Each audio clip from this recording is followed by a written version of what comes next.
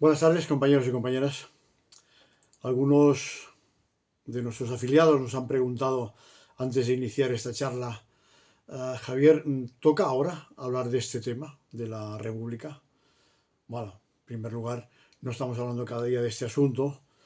Nuestra definición es Alianza de la Izquierda Republicana de España y hablamos de estos temas cuando toca, igual que también nos definimos como socialistas y no estamos hablando del socialismo todos los días. Hablamos normalmente de las cuestiones que ocupan la agenda política, a las que hemos de comentar, hacer oposición o hacer simplemente pedagogía.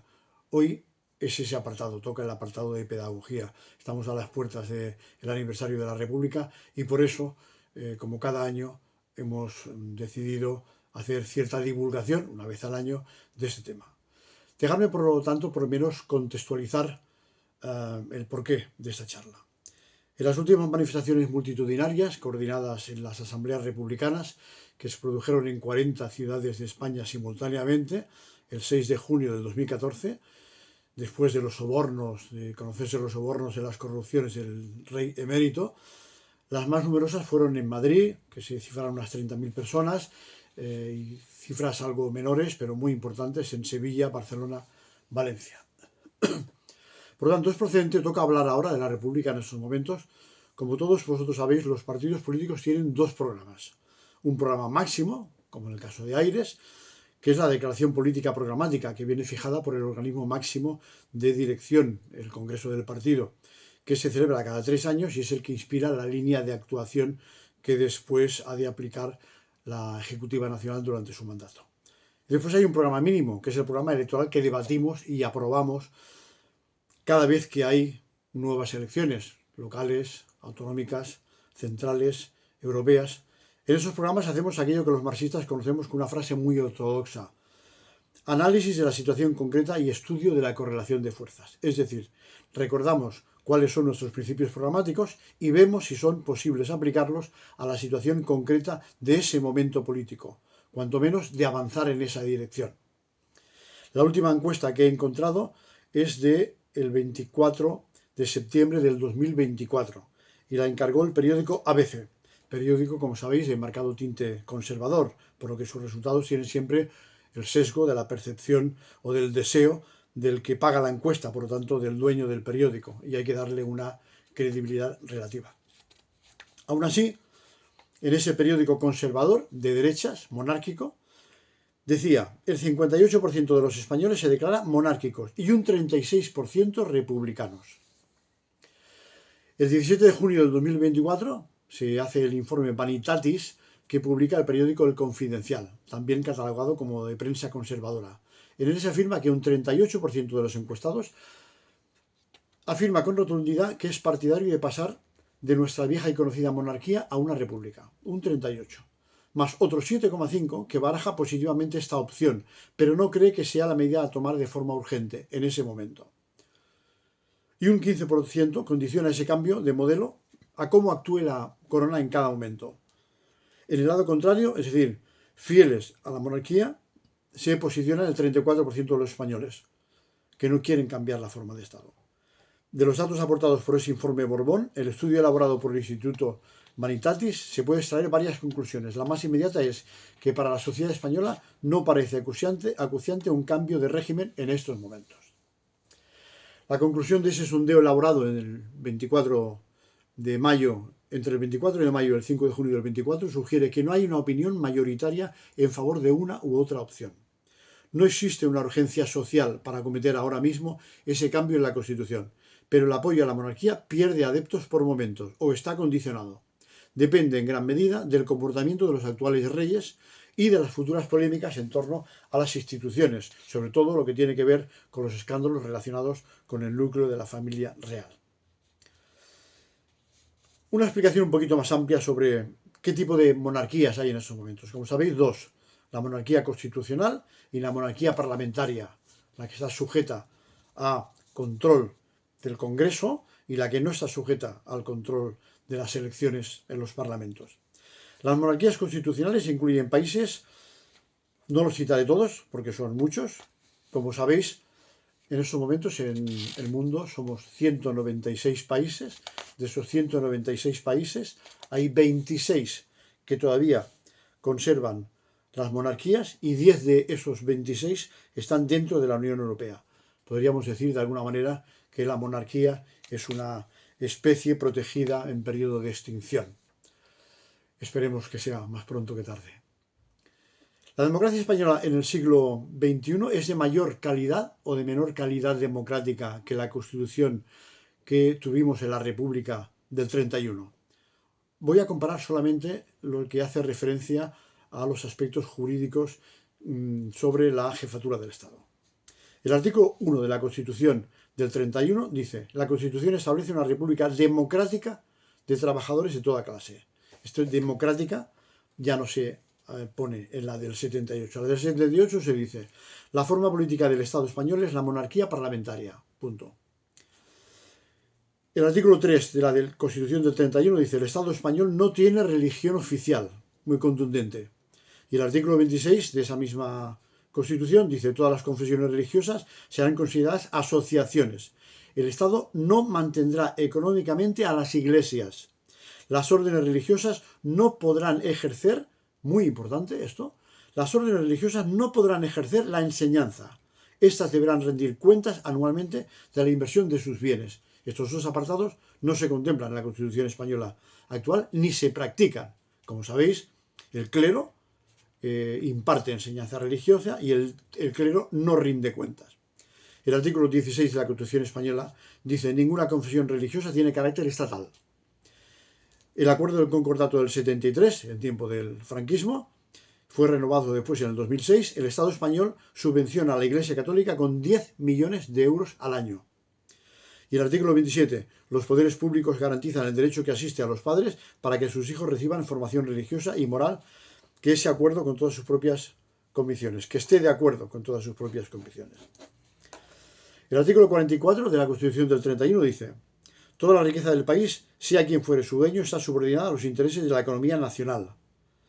El artículo 128 de la actual Constitución dice: toda la riqueza del país, en sus distintas formas, sea cual fuere su titularidad, está subordinada al interés general.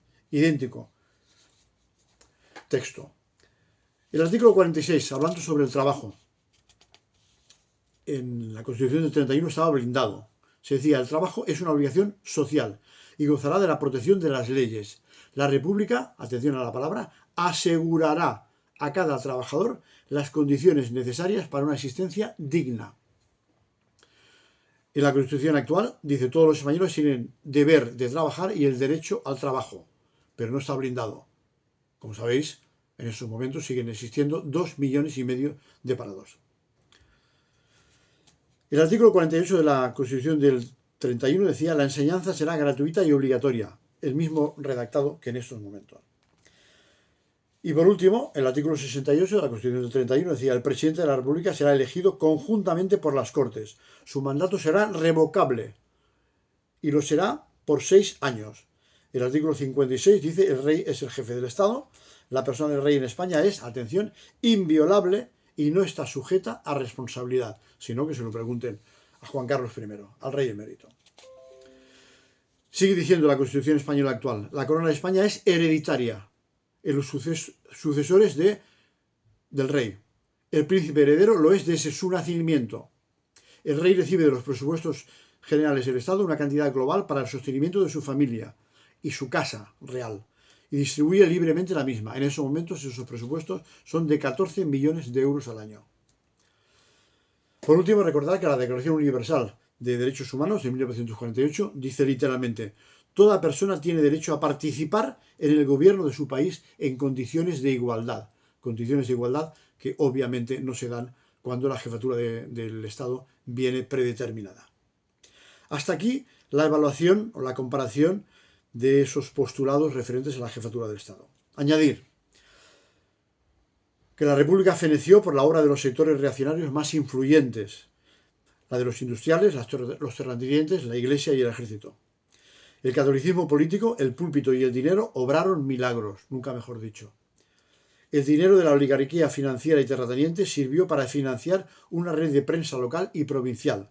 El clero se encargó de unir religión, orden y propiedad. La Segunda República supuso el mayor intento de transformación social y política de la historia de España.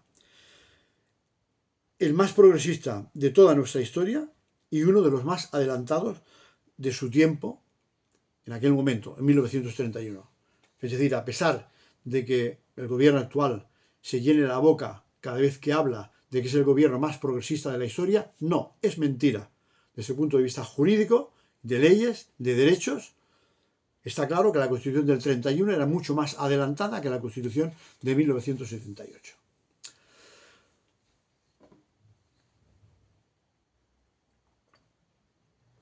¿Por qué en Aires propugnamos el cambio de modelo de una monarquía a una república democrática? Por principios, compañeros, fundamentalmente por principios. Nuestra ideología política nace de la etapa de la Ilustración, de la etapa que supuso un antes y un después de las monarquías hereditarias, en aquellos momentos con carácter absolutista, corruptas, despóticas, y en tanto que hijos ideológicos de la Ilustración, nuestros valores fundacionales siguen siendo, en esos momentos, la libertad, la igualdad, la fraternidad y de los que ellos se derivan. Desde una perspectiva de la libertad, hemos de afirmar que no es propio de un país moderno, libre y democrático el que su sistema de gobierno y su jefe de Estado no puedan ser votados por el pueblo. Se aducirá que ya votamos la Constitución del 78 y que en ella se aprobaba o se adjuntaba al Borbón como animal de compañía. Es cierto, pero no es menos cierto que la lucha de la clase obrera en aquellos momentos también tuvimos que aplicarnos el análisis de la correlación de fuerzas entre los que queríamos una ruptura para poder avanzar sin lastres del pasado, es decir, sin tener que arrastrar la pesada carga de las instituciones franquistas, sobre todo del ejército, de la policía, de la judicatura y del clero, y la de los inmovilistas del régimen que pretendían continuar con la dictadura, aquella del atado y bien atado. Ese pulso entre ruptura impulsada por la izquierda más consecuente de la Junta Democrática de España y los que queríamos la ruptura quedó en tablas. Tuvimos que optar, por lo tanto, por la reforma impulsada por la Plataforma Democrática de España, compuesta por los partidos mayoritarios de la izquierda. En aquellos momentos, y en estos, bueno, en estos no, en aquellos momentos, PC y PSOE. También, digo, iba a decirte en estos momentos porque lo que era Alianza Popular en aquellos momentos es el PP de estos. Es una obviedad afirmar que la legitimidad del Borbón nace de la imposición franquista. En virtud de la ley de sucesión de la jefatura del Estado del 47, Franco estableció que el futuro rey de España sería designado por él mismo. Franco murió el 20 de noviembre del 75 y 2 días después, el 22 de noviembre, Juan Carlos fue proclamado rey de España por las Cortes Españolas. La Constitución española, aprobada en junio del 78, establece en su artículo 1.3 la forma política del Estado español es la monarquía parlamentaria. El artículo 168 de la misma Constitución española actual establece el mecanismo de reforma del sistema. Es decir, hace falta las 3/5 partes del Congreso y del Senado y después un referéndum. Habría que dar 4 pasos para conseguir cambiar, por la vía democrática, el sistema de gobierno en España, de la jefatura del Estado. Esos 4 pasos serían, primero, habría que plantear una votación sobre la reforma constitucional en el Congreso de los Diputados y que saliera aprobada por una mayoría cualificada de esos 2/3 de la Cámara Baja, lo que equivale a 234 diputados. En segundo lugar, esa votación tendría que ratificarse por el Senado con la misma mayoría cualificada, 177 senadores tendrían que estar a favor de reformar la Constitución. Tercero, una vez ambas cámaras estén de acuerdo, tendría que disolverse las Cortes, convocar nuevas elecciones y repetir las votaciones entre los nuevos diputados recién elegidos.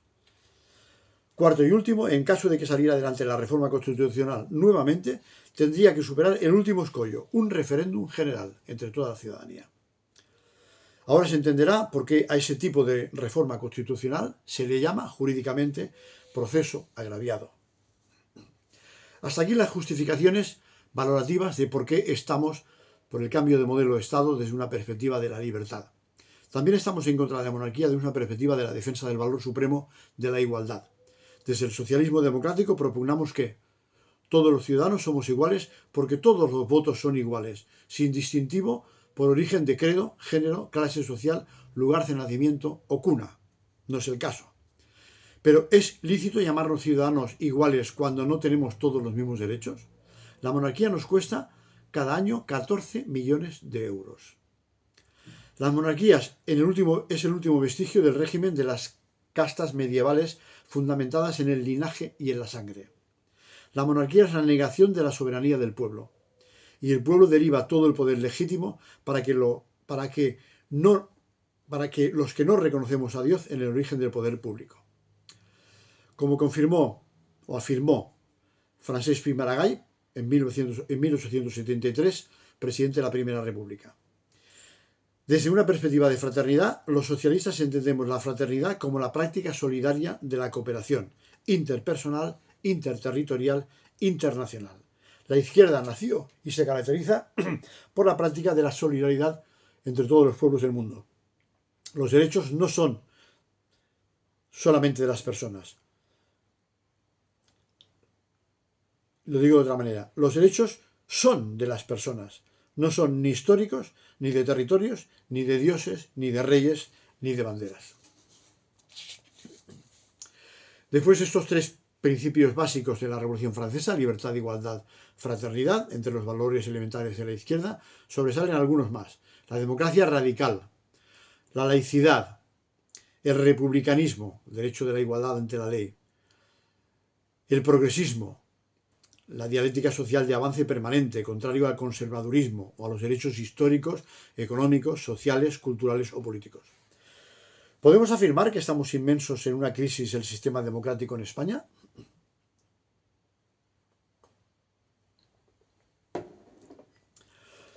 La desafección hacia el sistema político y electoral en España es cada vez mayor. La abstención más el voto nulo viene siendo la coalición electoral mayoritaria desde 1982, en torno a un 30-35%, lo que equivale a 12-13 millones de personas, de votantes. Después de 47 años, el traje jurídico de la Constitución española nos ha quedado ceñido. Todos hemos engordado, se resquebrajan las hechuras y tendríamos que ir pensando en hacernos un traje nuevo. The Economist publicó el ranking de países que miden la calidad democrática. España ha bajado en estos últimos 5 años del puesto 22 hasta el puesto 26, obteniendo 61 puntos sobre un máximo de 100. Y eso también tiene que ver con los escándalos de la monarquía. Un sistema político que se dice democrático no puede dejar al margen la elección de la ciudadanía de la primera de sus instituciones. República debe sustituir a monarquía. La democracia debe primar sobre la genética y la dinastía. Va en contra de todo el principio elemental de igualdad, el que alguien pueda tener garantizado vivir en los orbeles del lujo desde su nacimiento hasta la tumba, a cargo de los presupuestos generales del Estado. Son vestigios de un pasado decimonónico, con los que hay que acabar en algún momento de nuestra historia. Y ya son 533 años de historia de la monarquía en España, desde los Reyes Católicos. Algo absolutamente excesivo para la inteligencia humana. El nombramiento y las competencias del presidente de la República deben depender exclusivamente de la voluntad popular y ser elegidas directamente por la ciudadanía a través del sufragio universal. La presidencia de la República debe depender directamente del voto del pueblo. Debemos sustituir la soberanía del rey por la soberanía popular. Concluyo. Los derechos civiles y las libertades políticas de las que en esos momentos gozamos en democracia no son inamovibles, como la historia se ha encargado numerosas veces de demostrarnos. El mayor o menor grado de las libertades políticas dependerá de nuestro radicalismo democrático para defenderlas. Yo siempre digo que esto es como pedalear en bicicleta, pero una bicicleta tándem en una cuesta empinada, cuesta arriba. Cuando dejamos de pedalear, no nos quedamos en el mismo lugar, empezamos a retroceder, vamos hacia atrás. El mayor o menor grado de las libertades políticas dependerá siempre de la correlación de fuerzas entre la derecha y la izquierda. Los socialistas definimos socialismo como nivel óptimo de valores más libertades, igualdad, fraternidad y justicia social. Entendemos el socialismo como un largo camino por recorrer, en el que vamos avanzando a base de conquistas parciales en derechos sociales, económicos y políticos. Por tanto, la gente de izquierda seremos siempre seres sociales insatisfechos. Ser de izquierdas es una actitud ante la vida, de rebeldía contra las injusticias y lucha por la eliminación de las diferencias sociales. Como aprendimos de nuestros clásicos, no basta con denunciar las injusticias, hay que combatirlas. No se trata solo de entender el mundo, hay que cambiarlo. Abandonar la política equivale a renunciar a cambiar el mundo. Abandonar la política equivale a renunciar a cambiar el mundo. En la política como en la poesía hay que tomar partido, partido hasta mancharse, como decía Celaya. Seremos lo que queramos ser, o, si no, hay que aceptar que todos los partidos tienen los dirigentes que se merecen. Nada nos será dado si no luchamos por ello. Más implicación siempre, más política que nunca. Y como política es pedagogía, como decía Rafael de Campalans, apliquémonos a las enseñanzas de Antonio Gramsci. Instruiros porque necesitamos de toda nuestra inteligencia. Conmoveros porque necesitamos de todo nuestro entusiasmo. Organizaros porque necesitamos de toda nuestra fuerza. Salvador Allende nos dijo: el partido es el hogar, la escuela, la trinchera, donde todos entregamos algo y recibimos mucho. Dicho de otro modo, sin organización, sin partido, sin nuestra actitud individual y combativa, no avanzaremos. Concluyo, compañeros, al socialismo se va a una rampa en bicicleta, como he dicho antes, y en ella se asciende a la democracia social. Si dejamos de pedalear, volveremos hacia atrás. Gracias a todos vosotros por estar aquí hoy y por seguir pedaleando. Muchas gracias.